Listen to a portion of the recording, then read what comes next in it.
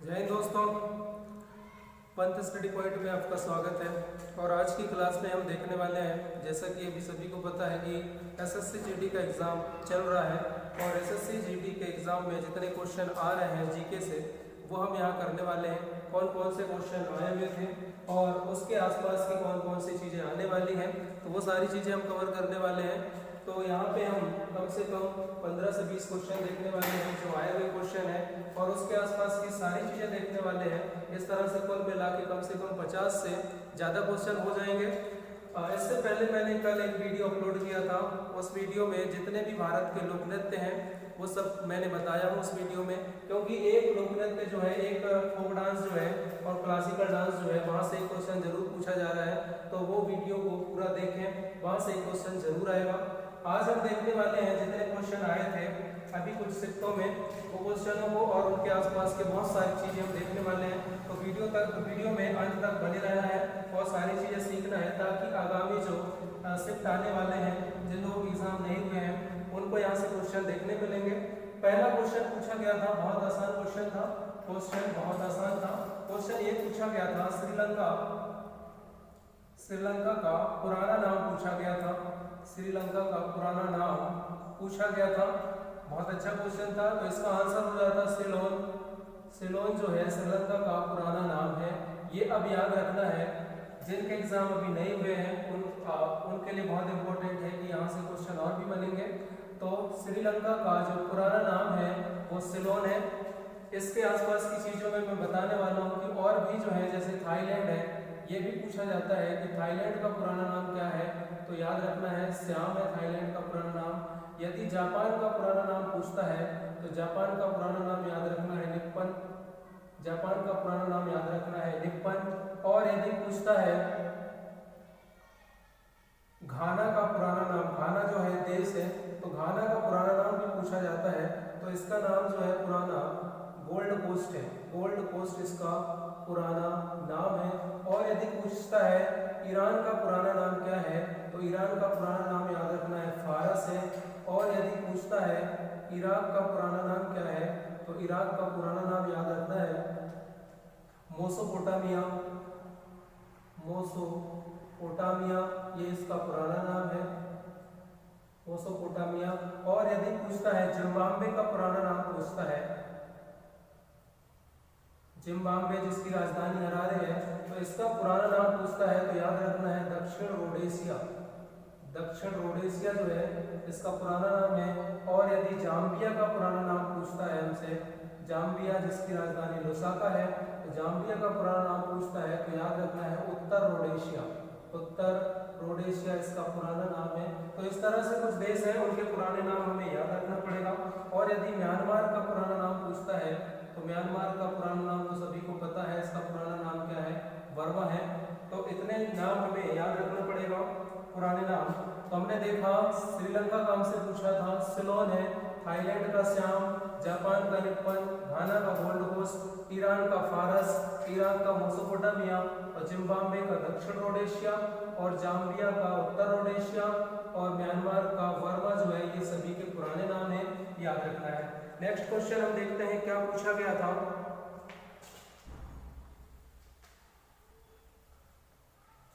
Next question पूछा गया था बन्नेरहट्टा नेशनल पार्क कहाँ स्थित है। क्वेश्चन ये भी बहुत अच्छा था। बन्नेरहट्टा नेशनल पार्क जो है ये कहाँ स्थित है, ये पूछा गया था। तो ये तो बहुत आसान क्वेश्चन था, ये कर्नाटक में स्थित है। बन्नेरहट्टा नेशनल पार्क पूछा गया था, कर्नाटक में है। कुछ शिफ्टों में क्वेश्चन रिपीट भी होते हैं, तो याद रखना है ये कर्नाटक में है ये नेशनल पार्क। बन्नेरहट्टा क्यों प्रसिद्ध है ये पूछा जाता है, तो याद रखना है तितली के संरक्षण के लिए, तितली संरक्षण के लिए फेमस है। तो याद रखना है, पूछा जाता है तितली संरक्षण के लिए कौन सा नेशनल पार्क प्रसिद्ध है, तो बन्नेरहट्टा। अब कर्नाटक में हम और भी नेशनल पार्क देख लेते हैं। वैसे तो मैंने पूरे नेशनल पार्क का एक वीडियो अपलोड कर दिया हूँ, तो ऑलरेडी वीडियो अपलोड है, वहाँ जाके देख लेना है। जितने भी नेशनल पार्क है भारत के अंदर जो एग्जाम में पूछे जाते हैं, स्पेशली मैंने बताया है। अब हम देखते हैं कर्नाटक में और भी नेशनल पार्क है, जैसे पूछा जाता है कुंद्रेमुख मुख्य नेशनल पार्क पूछा जाता है तो ये भी कर्नाटक में है। और यदि कर्नाटक में पूछा जाता है बांदीपुर नेशनल पार्क पूछा जाता है तो भी कर्नाटक लगाना है। नागरहोल पूछा जाता है, नागरहोल नेशनल पार्क पूछा जाता है तो भी कर्नाटक लगाना है। और यहाँ सोमेश्वर पूछा जाता है, सोमेश्वर नेशनल पार्क पूछा जाता है तो भी कर्नाटक लगाना है। तो इतने, और एक नेशनल पार्क है इसमें रंगाथिट्टू नेशनल पार्क। तो ये सभी के सभी नेशनल पार्क कर्नाटक में है। हम राजस्थान के कुछ नेशनल पार्क देख लेते हैं। राजस्थान के नेशनल पार्क इसलिए क्योंकि यहाँ से भी एक क्वेश्चन आया था। राजस्थान में नेशनल पार्क है सरिस्का नेशनल पार्क है, ये बहुत ज्यादा इंपॉर्टेंट है, पूछा जाता है। यहाँ पे है केवलादेव नेशनल पार्क, ये सारस पक्षी के संरक्षण के लिए इंपॉर्टेंट है। सारस पक्षी का संरक्षण यहाँ पे किया जाता है तो ये पूछा जाता है, केवलादेव पूछा जाता है। यहाँ पे एक नया टाइगर रिजर्व बना है रामगढ़ विस्तारी, तो ये लेटेस्ट है इसलिए याद रखना है, ये पूछा तो जरूर जाएगा। रामगढ़ विस्तारी टाइगर रिजर्व है, ये भी राजस्थान में है, पूछा जाता है और पूछा जाएगा भी। और इसी में याद रखना है घाना पक्षी विहार नेशनल पार्क, ये भी राजस्थान में है। तो राजस्थान में हमने देखा कि सरिस्का है, केवलादेव है, रामगढ़ है, घाना है और यहाँ पे है मुकुंदा हिल्स। अधिकतर लोगों को नहीं पता होता है मुकुंदा हिल्स नेशनल पार्क, और ऐसे ही क्वेश्चन आते हैं। तो राजस्थान के कुछ नेशनल पार्क मैंने बताया जो बहुत ही इंपॉर्टेंट है, सरिस्का है, केवलादेव नेशनल पार्क है, रामगढ़ विस्तारी है, घाना है और मुकुंदा हिल्स है। तो ये क्वेश्चन हमने देखा और इसके आसपास की चीजों को देखा। नेक्स्ट क्वेश्चन हम देखते हैं कि क्या आया था। और नेक्स्ट क्वेश्चन में पूछा गया था कि बांग्लादेश पाकिस्तान से कब अलग हुआ। ये क्वेश्चन भी बहुत बेहतरीन क्वेश्चन था। बांग्लादेश पाकिस्तान से कब अलग हुआ, तो ये तो बहुत आसान क्वेश्चन था। 26 मार्च 1971 इसका आंसर हो जाता। 26 मार्च 1971 को पाकिस्तान से बांग्लादेश अलग हुआ, ये सभी को पता है। यहाँ पे मैं कुछ चीजें बताना चाहूंगा, जैसे भारत प्लस पाकिस्तान के बीच अभी तक कितने युद्ध हुए हैं। तो भारत प्लस पाकिस्तान के बीच 1947 का युद्ध, ठीक, 1965 का युद्ध भारत पाकिस्तान के बीच, 1971 का युद्ध भारत पाकिस्तान के बीच और 1999 का युद्ध जो है भारत पाकिस्तान के बीच। 1999 के युद्ध को कारगिल का युद्ध कहते हैं, कारगिल का युद्ध है ये 1999 वाला। और इसमें ऑपरेशन विजय चलाया गया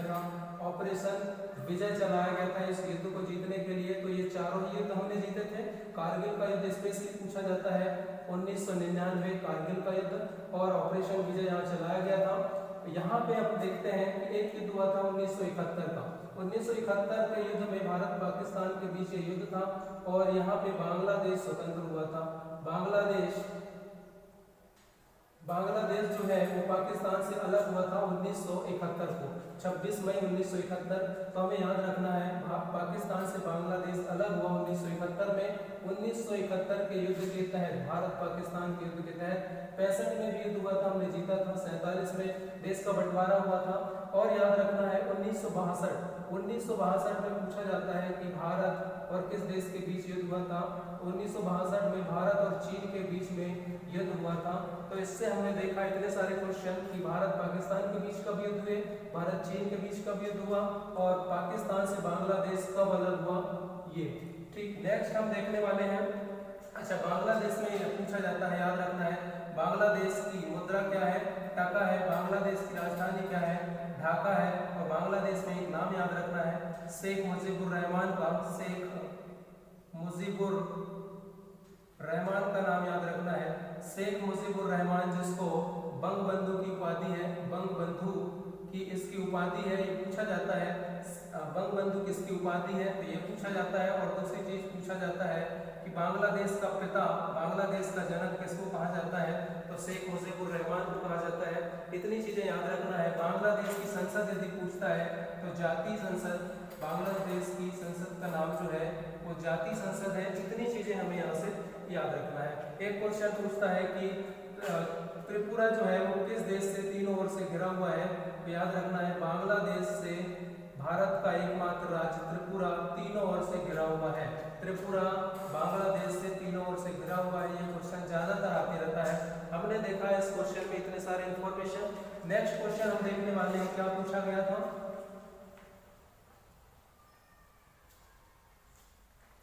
नेक्स्ट क्वेश्चन देखते हैं। पूछा गया था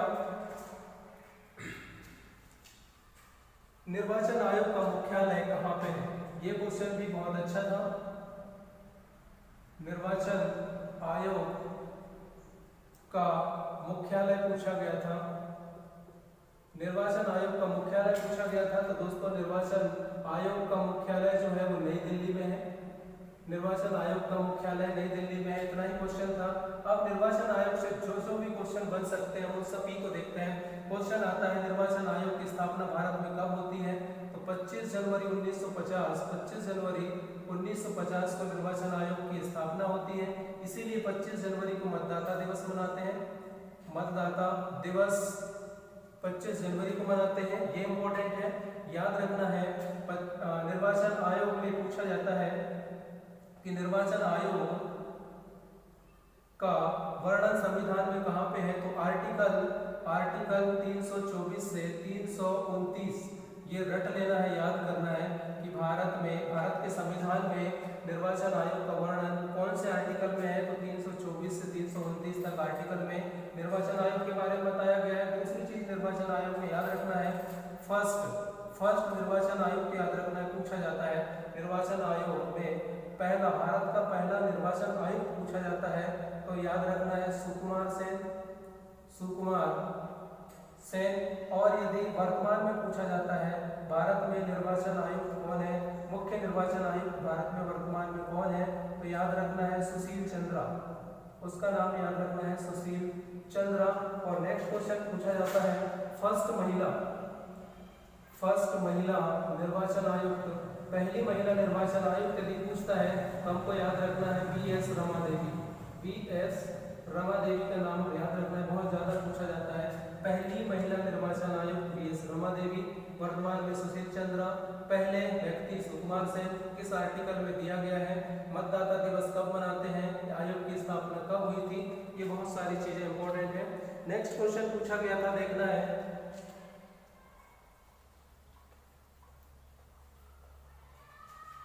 नेक्स्ट क्वेश्चन में पूछा गया था सीएनजी का फुल फॉर्म। सीएनजी का फुल फॉर्म पूछा गया था।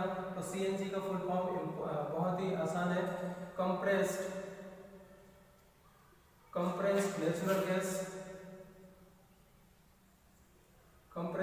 नेचुरल गैस जो है सीएनजी का फुल फॉर्म होता है। यदि पूछा जाए एलपीजी का फुल फॉर्म पूछा जाए तो लिक्विफाइड, याद रखना है लिक्विड नहीं, लिक्विफाइड पेट्रोलियम गैस, याद रखना है।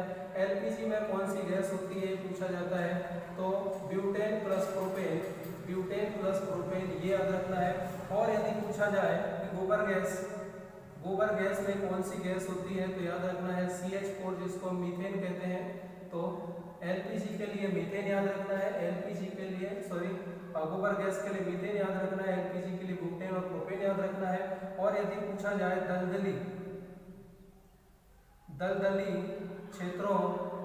दलदली क्षेत्रों में कौन सी गैस निकलती है, या पूछा जाए धान के खेत में, अक्सर पूछता है धान के खेत में कौन सी गैस निकलती है, तब पूछा जाए तब हमें लगाना है मीथेन, तब भी कौन सी गैस निकलती है? मीथेन। और यदि पूछा जाए जो खाने के चिप्स आते हैं उसके पैकेट में यदि कौन सी गैस भरी होती है तब हमें नाइट्रोजन याद रखना है। चिप्स के पैकेट में नाइट्रोजन याद रखना है। दलदली क्षेत्र और धान के क्षेत्र में मीथेन याद रखना है। गोबर गैस में CH4 याद रखना है। गोबर गैस संयंत्र का संस्थापक यदि पूछा जाता है तो CB देसाई याद रखना है, CB देसाई का नाम याद रखना है।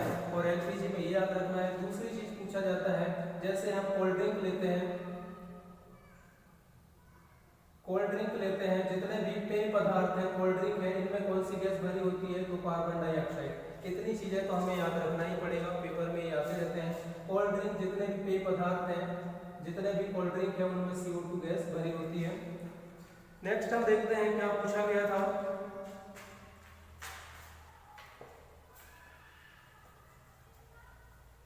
नेक्स्ट पूछा गया था, देखना है पूछा गया था भारत का परमाणु परीक्षण केंद्र कहाँ स्थित है। भारत का परमाणु परीक्षण केंद्र का नाम पूछा गया था। भारत का परमाणु परीक्षण केंद्र कहाँ स्थित है, तो इसका सही आंसर हो जाता पोखरण। इसका सही आंसर हो जाता पोखरण। पोखरण जो है वो कहाँ पड़ेगा, जैसलमेर में पड़ता है। जैसलमेर में पड़ता है। और जैसलमेर कहाँ पड़ता है, राजस्थान में पड़ता है।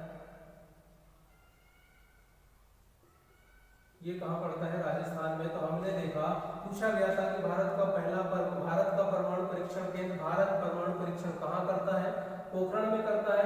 पोखरण कहाँ पड़ेगा, जैसलमेर में, और जैसलमेर राजस्थान में पड़ता है। तो इसका आंसर तो ये हो जाता, बहुत ही आसान था। इसमें एक्स्ट्रा पॉइंट हमें क्या याद रखना पड़ेगा, जो पूछा जाता है उसमें पूछा जाता है पहला परमाणु परीक्षण। पहला परमाणु परीक्षण ये पूछा जाता है, भारत ने अपना पहला परमाणु परीक्षण कब किया, तो 1974 में भारत ने अपना पहला परमाणु परीक्षण किया।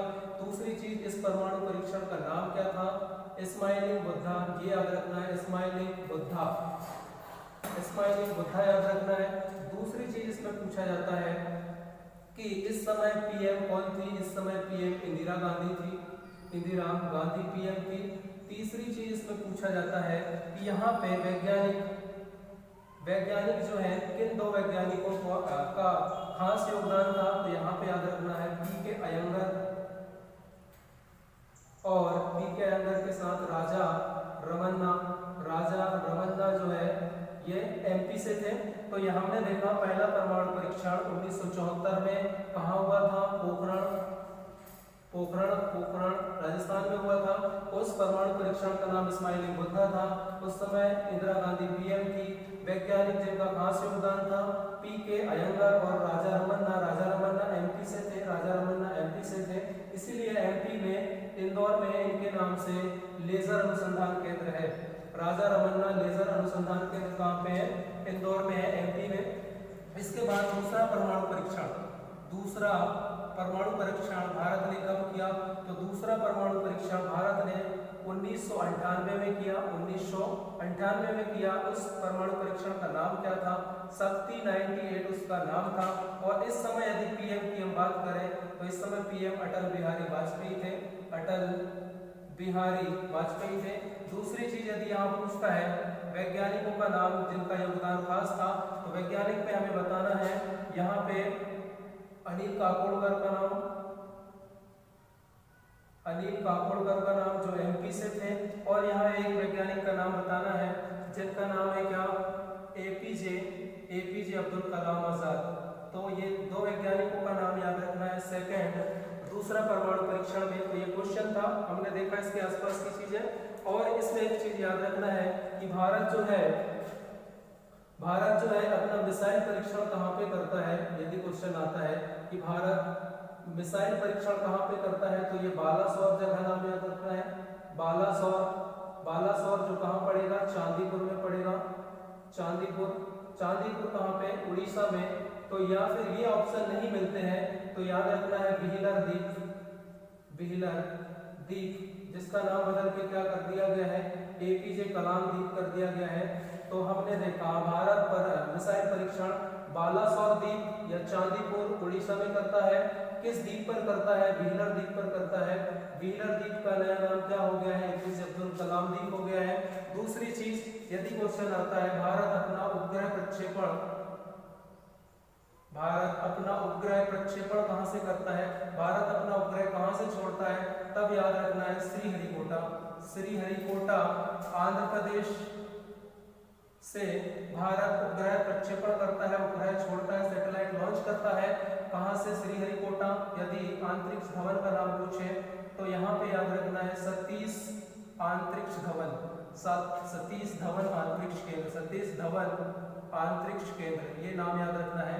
तो उपग्रह भारत सैटेलाइट कहां से लॉन्च करता है, सतीश धवन अंतरिक्ष केंद्र से, श्रीहरिकोटा आंध्र प्रदेश से। और मिसाइल परीक्षण कहाँ पे करता है, परमाणु परीक्षण कहाँ पे करता है, ये सारी चीजें हमें याद रखना पड़ेगा। भारत की एकमात्र एजेंसी है, अंतरिक्ष एजेंसी है इसरो के बारे में मैं ऑलरेडी बता चुका हूँ। तो नेक्स्ट क्वेश्चन हम देखते हैं। नेक्स्ट क्वेश्चन क्या पूछा गया था?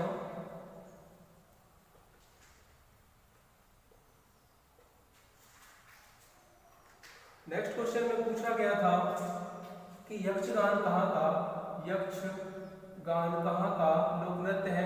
यक्षगान कहाँ का लोक नृत्य है? तो ये कर्नाटक का है। यक्षगान कर्नाटक का लोक नृत्य है। अब जितने भी लोक नृत्य हैं भारत के अंदर, जितने भी लोक नृत्य हैं और शास्त्रीय नृत्य हैं, इसका वीडियो मैं ऑलरेडी चैनल पे अपलोड कर चुका हूँ। तो वहाँ से जाके जितने भी लोक नृत्य और शास्त्रीय लोक नृत्य हैं उस वीडियो को देख लेना है। भारत के सभी राज्यों में जहाँ जहाँ पे लोक नृत्य और शास्त्रीय नृत्य हैं उन सभी को मैंने बहुत अच्छे तरीके से बताया है, क्योंकि यहाँ से एक क्वेश्चन जरूर बन रहा है, यहाँ से एक क्वेश्चन हर शिफ्ट में जरूर बन रहा है। तो वहाँ से जाके देख लेना है कि जितने भी शास्त्रीय लोक नृत्य हैं। चैनल में यदि कोई नया आया हो तो चैनल का नाम मैं बताना चाहूँगा पंत स्टडी पॉइंट जो है वो चैनल का नाम है। यहाँ पे जाके आप सारे वीडियोस देख सकते हैं। नेक्स्ट क्वेश्चन हम देखते हैं क्या पूछा गया था। नेक्स्ट क्वेश्चन में पूछा गया था गोदावरी की सहायक नदी कौन सी है। यहाँ पूछा गया था गोदावरी की सहायक नदी पूछा था। गोदावरी की सहायक नदी में बहुत सी नदी हैं। पेनगंगा, अब वहाँ ऑप्शन के हिसाब से लगाना था। गोदावरी की सहायक नदी है पेनगंगा, वर्धा, पूर्णा, ये पेनगंगा की सहायक नदी है। पेनगंगा की और सहायक नदी है प्राणहिता। तो ये जितने भी नदी हैं सब ये जितनी भी नदी मैंने लिखा ये सब के सब गोदावरी की सहायक नदी है। गोदावरी की सहायक नदी है। इसमें सबसे ज्यादा इंपॉर्टेंट वेनगंगा है। याद रखना है गोदावरी की लंबाई 1465 किलोमीटर है और ये दक्षिण भारत मतलब प्रायद्वीपी भारत की सबसे लंबी नदी है। प्रायद्वीपी भारत की सबसे लंबी नदी है और पूरे भारत की दूसरी लंबी नदी है। ये चीज याद रखना है। गोदावरी नदी जो है वो कहाँ से निकलती है? तो याद रखना है त्र्यंबक पहाड़ी नासिक महाराष्ट्र से ये नदी निकलती है और बंगाल की खाड़ी में जाके गिरती है। इसमें जो बांध है वो याद रखना है। जायकवाड़ी बांध पूछा जाता है। पोचमपाद बांध यदि आता है तो हमें दोनों बांध याद रखना है कि दोनों बांध जो है वो कहाँ पे है? गोदावरी में है। जायकवाड़ी बांध और पोचमपाद बांध या परियोजना। अब हम देखते हैं गोदावरी को क्या कहा जाता है। क्वेश्चन आता है गोदावरी को वृद्धगंगा भी कहते हैं, ये भी याद रखना है। नेक्स्ट क्वेश्चन हम देखते हैं क्या पूछा गया था। क्वेश्चन एक ये था कि गैल्वेनीकरण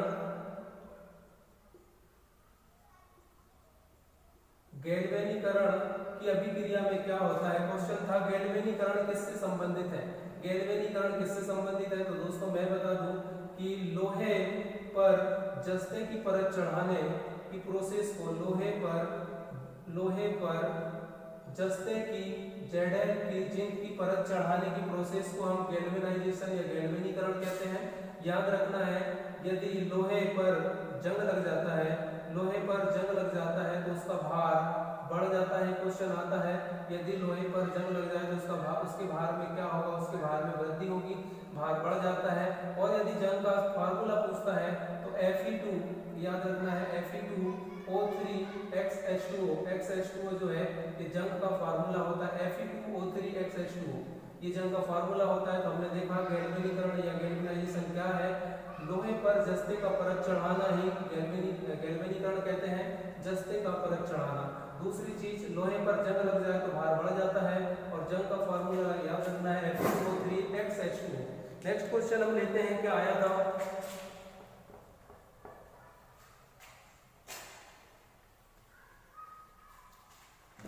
नेक्स्ट क्वेश्चन में पूछा गया था कि हीमोग्लोबिन की कमी के कारण कौन सा रोग होता है। तो ये क्वेश्चन अच्छा था। हीमोग्लोबिन की कमी से होने वाला रोग पूछा था। हीमोग्लोबिन की कमी से होने वाला रोग एनीमिया है, ये सभी लोग जानते हैं। एनीमिया जिसका दूसरा नाम क्या है? रक्त रक्त क्षीणता को ही एनीमिया कहते हैं। तो हीमोग्लोबिन की कमी से होने वाला जो रोग है वो एनीमिया है, रक्त क्षीणता है, या फिर डायरेक्ट क्वेश्चन आता है लोहे की कमी से, शरीर में लोहे की कमी से भी यदि क्वेश्चन आता है तो एनीमिया या रक्त क्षीणता लगाना है। इसमें मैं कुछ चीजें बताना चाहूंगा कि हीमोग्लोबिन के बारे में। एक चीज याद रखना है साइंस में, अग्नाशय ग्रंथि होती है, अग्नाशय के लैंगरहैंस दीपिका, अग्नाशय के लैंगरहैंस दीपिका से बीटा सेल, बीटा कोशिका, अग्नाशय के लैंगरहैंस दीपिका के बीटा सेल से इंसुलिन निकलता है। और यदि याद रखना है इंसुलिन में पूछा जाए कि इंसुलिन में कौन सा तत्व होता है, तो जस्ता होता है, जिंक होता है, ये इंपॉर्टेंट है। जैसे कि हम पढ़ते हैं क्लोरोफिल, पत्तियों में क्या होता है, क्लोरोफिल होता है, लेकिन क्वेश्चन आता है कि क्लोरोफिल में कौन सा तत्व होता है, तो मैग्नीशियम होता है। हम पढ़ते हैं क्लोरोफिल पत्तियों में पाया जाता है, जिसकी वजह से पत्तियां हरी होती हैं, क्लोरोफिल में मैग्नीशियम पाया जाता है। उसी तरह से इंसुलिन में यदि पूछता है कि कौन सा तत्व पाया जाता है, तो जेड, जिंक, जस्ता पाया जाता है। मैंने बताया अग्नाशय के लैंगरहैंस दीपिका के बीटा कोशिका से क्वेश्चन आता है इंसुलिन का स्राव कहाँ से होता है, इंसुलिन निकलता है बीटा कोशिका से। और यदि बीटा कोशिका ऑप्शन में नहीं है तो लैंगरहैंस दीपिका रहेगा, और लैंगरहैंस दीपिका ऑप्शन में नहीं है तो अग्नाशय रहेगा। कि एक दूसरे को जोड़ के याद रखना है। इंसुलिन के बारे में मैं बताऊंगा कि इंसुलिन 1905 बेटिंग वेस्ट ने इसकी खोज की थी 1905 में। यदि इंसुलिन के खोजकर्ता पूछे तो 1905 बेटिंग वेस्ट का नाम याद रखना है। दूसरी चीज याद रखना है, यहाँ से जो पूछा जाता है इंसुलिन की कमी से कौन सा रोग होता है। इंसुलिन यदि मानव शरीर में इंसुलिन की कमी हो जाए तो यहाँ मधुमेह रोग हो जाता है, जिसको हम डायबिटीज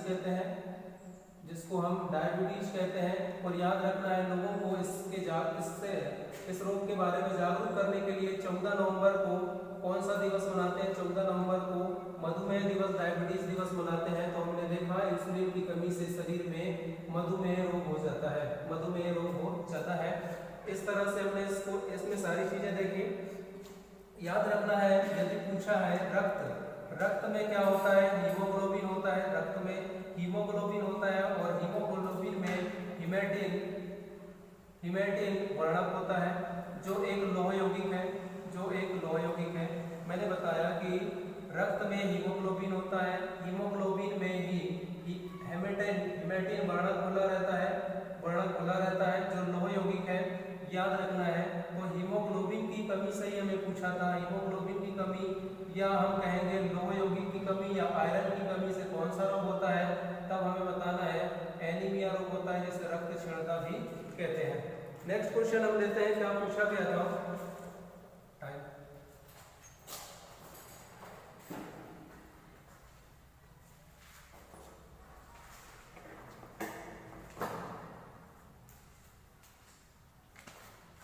नेक्स्ट क्वेश्चन हम लेते हैं। नेक्स्ट क्वेश्चन में ये पूछा गया था आईपीएल के बारे में था ये क्वेश्चन।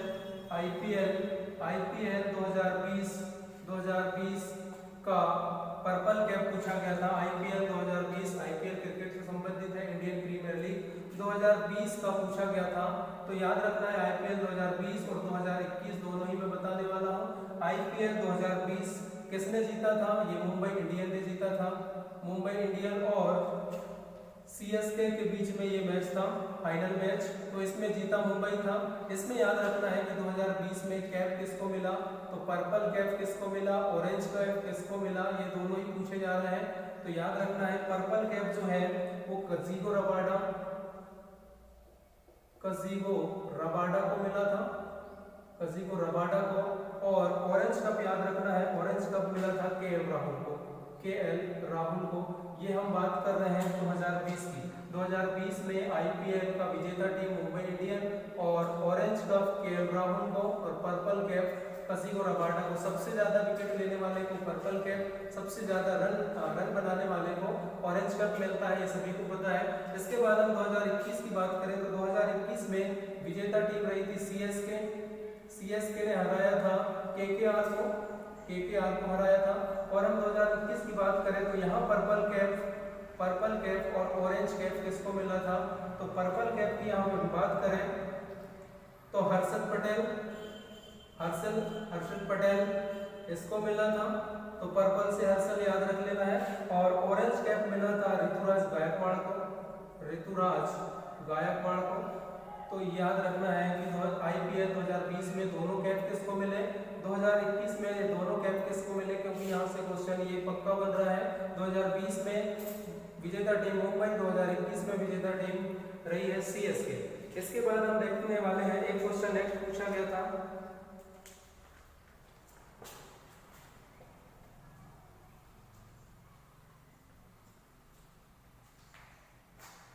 नेक्स्ट क्वेश्चन पूछा गया था US ओपन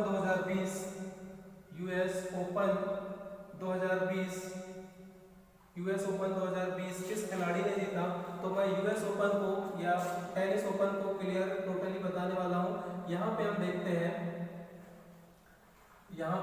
हैं 4 ओपन होते हैं लॉन टेनिस के 4 ओपन होते हैं। पहला ओपन होता है ऑस्ट्रेलिया ओपन। यहाँ मैं 2020 का बताऊंगा और एक जो है वो 2021 का बताऊंगा। 2020 और 21 दोनों याद रखना है। पहला होता है ऑस्ट्रेलिया ओपन, दूसरा होता है फ्रेंच ओपन, तीसरा होता है विंबलडन ओपन और चौथा होता है USA अमेरिका ओपन। हमने देखा कि 4 ओपन लगातार होते हैं। सबसे पहला ओपन ये होता है, दूसरे नंबर पे ये होता है, तीसरे नंबर पे ये और चौथे नंबर पे ये होता है। तो Australian open, French open, Wimbledon और अमेरिकी ओपन। ऑस्ट्रेलिया ओपन में याद रखना है हार्ड कोर्ट में खेला जाता है। हार्ड कोर्ट मतलब कंक्रीट के मैदान में खेला जाता है। इसमें याद रखना है ये क्ले कोर्ट में खेला जाता है। क्ले कोर्ट का मतलब है मिट्टी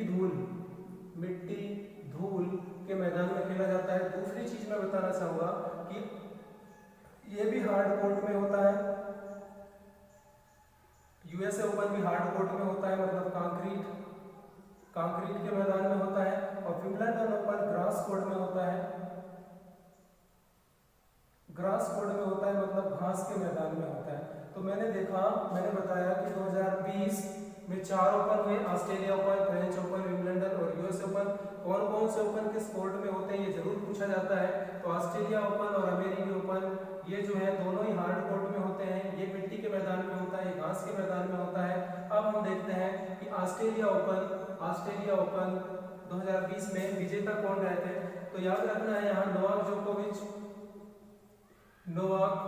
जोकोविच जो सर्बिया के हैं ये विजेता रहे थे ऑस्ट्रेलिया ओपन में। और सोफिया केनिन, लेडीज में याद रखना है सोफिया केनिन का नाम याद रखना। तो हमने देखा ऑस्ट्रेलिया ओपन जो साल के पहले दूसरे महीने में ही होता है। पुरुष एकल में नोवाक जोकोविच और महिला एकल में सोफिया केनिन। वैसे ही हम बात करते हैं फ्रेंच ओपन किसने जीता? तो फ्रेंच ओपन जीता था राफेल नडाल ने, 2020 का राफेल नडाल जो स्पेन के हैं। और महिला में याद रखना है इगा, इसका नाम है इगा स्वेस्टेक जो है इनका नाम है। तो फ्रेंच ओपन। और 2020 में विंबलडन ओपन नहीं हुआ था कोरोना की वजह से, तो इसे छोड़ देना है। और 2020 USA ओपन के दोनों चैंपियन याद रखना है डोमेनिक थिम। और यही क्वेश्चन आया था कि 2020 में USA ओपन जो है किसने जीता? डोमेनिक थिम और नाओमी ओसाका। याद रखना है नाओमी ओसाका, ये जापान की है। नाओमी ओसाका जापान की है। तो याद रखना है 2020 में 4 ओपन के बारे में कौन सा ओपन नहीं हुआ था? विंबलडन। 3 ओपन किसने जीते वो याद रखना है। अब हम बात करते हैं 2020 में। तो यहाँ पे ऑस्ट्रेलिया ओपन हुआ था, फ्रेंच ओपन हुआ था, विंबलडन ओपन हुआ था और नेक्स्ट हुआ था कौन सा? USA ओपन, अमेरिकी ओपन। ये हार्ड कोर्ट, क्ले कोर्ट और ये ग्रास कोर्ट ये पहले ही बता चुका हूँ। यहाँ पे नोवाक जोकोविच मेल में, यहाँ पे भी नोवाक जोकोविच जीते, यहाँ पे भी नोवाक जोकोविच जीते मेल में, और यहाँ पे भी नोवाक जोकोविच जीते। ठीक, तो तीनों तो ये याद हो जाएंगे कि ये 3 ओपन नोवाक जोकोविच ने जीता। और अमेरिकी ओपन की हम बात करें तो ये है दाविद मेदवेदेव ने जीता था, दाविद मेदवेदेव ने अमेरिकी ओपन जीता था। तो पुरुष में हमने सभी देखा। इसके बाद हम महिला की बात करते हैं। तो नोवाक जोकोविच, यहाँ पे नाओमी ओसाका जो कि जापान की है। नोवाक जोकोविच सर्बिया के हैं, नाओमी ओसाका जापान की हैं। तो ऑस्ट्रेलिया ओपन इसने जीता। अब यहाँ फ्रेंच ओपन की बात करें तो ये है क्रेसिकोवा, बारबोरा क्रेसिकोवा इनका नाम पूरा है, बारबोरा क्रेसिकोवा। ये इसने जीता, चेक गणराज्य की है, चेक गणराज्य की। और विंबलडन की हम बात करें तो नोवाक जोकोविच ने जीता। और फीमेल में हम बात करें तो एशले बार्टी का नाम याद रखना है। एशले बार्टी जो कहाँ की है, जो यहाँ पे ऑस्ट्रेलिया की है, ये ऑस्ट्रेलिया की है, तो इसने जीता। और हम यहाँ पे बात करें अमेरिकी ओपन की तो यहाँ पे उनका नाम है एम्मा राडुकानु। ये ब्रिटेन की सबसे कम उम्र की लेडीज है, ब्रिटेन की सबसे कम उम्र की लेडीज है।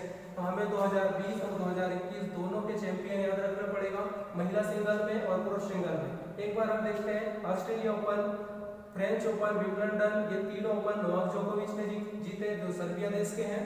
और यहाँ पे महिला की हम बात करें तो नाओमी ओसाका, यहाँ पे बारबोरा क्रेसिकोवा जो चेक गणराज्य की है। और यहाँ पे विंबलडन एशले बार्टी जो ऑस्ट्रेलिया की है। और यूएसए ओपन में मेल का नाम है दाविद मेदवेदेव, ये रूस के हैं, और महिला में याद रखना है सबसे कम उम्र की विजेता एम्मा राडुकानु, ये ब्रिटेन की है। तो हमने देखा 20 और 21 के टोटल ही चैंपियन टेनिस ओपन के। इसी तरह के हमने कुछ क्वेश्चन को डिटेल में देखा। आशा करता हूँ कि समझ में आया होगा। यदि वीडियो अच्छी लगती है तो चैनल को सब्सक्राइब करना है, लाइक करना है, शेयर करना है और सपोर्ट करना है, ताकि और भी लोगों तक ये वीडियो पहुँच पाए। जय हिंद, जय भारत।